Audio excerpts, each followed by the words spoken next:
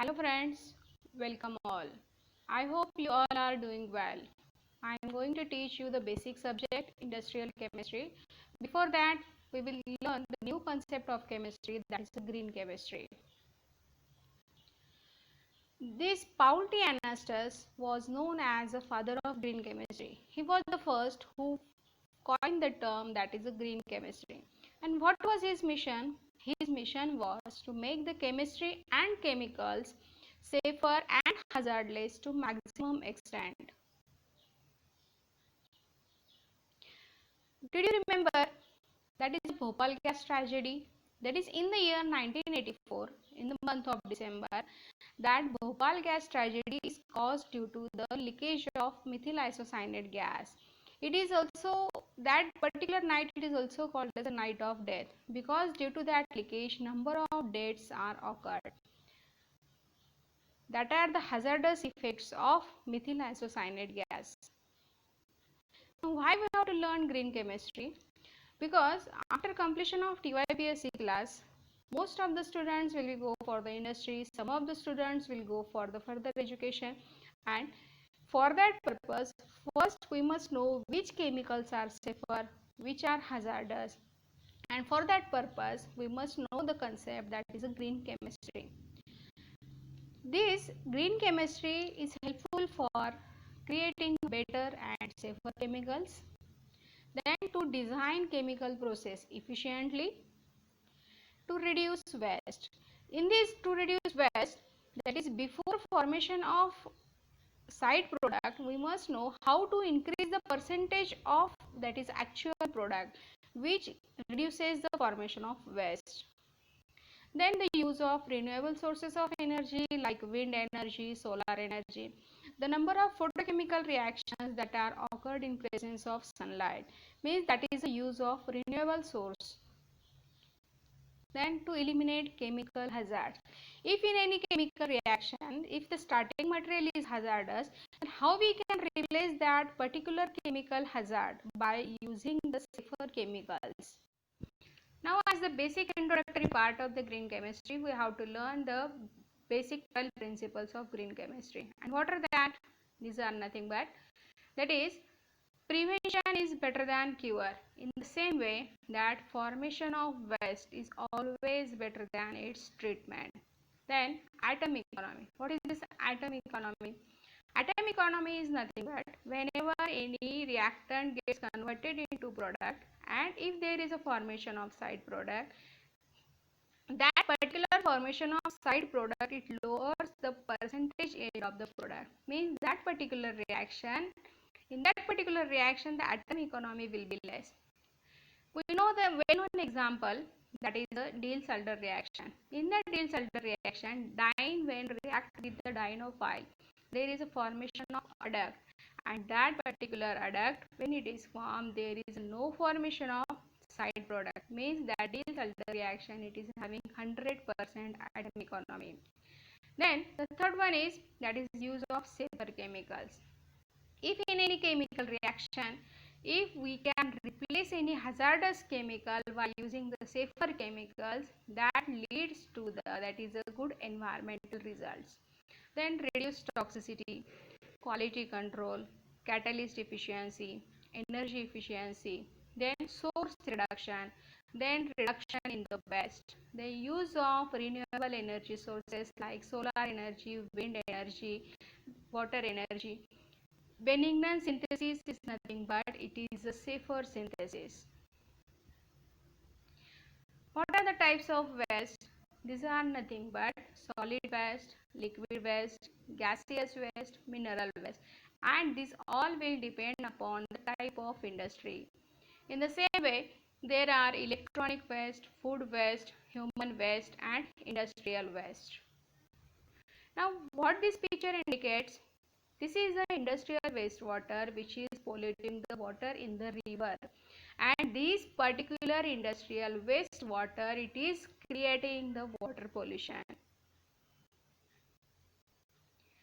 In the same way, this is the again the industrial waste gases which is polluting the air which we are breathing, that is it is polluting the air pollution. This image indicates that these are the hazardous effects of pollution on plants. Now, what is a green chemistry? Green chemistry, it is nothing but the combination of all these phenomena like use of safer solvents, catalysis, safer chemicals, renewable sources, then in situ analysis. In situ analysis is nothing but whenever in any reaction, the intermediate is formed within the reaction, that is called as the in situ analysis. Then atom economy, that we have learned earlier. Then we will see what are the different waste minimization techniques. There are different techniques like avoid, then reduce.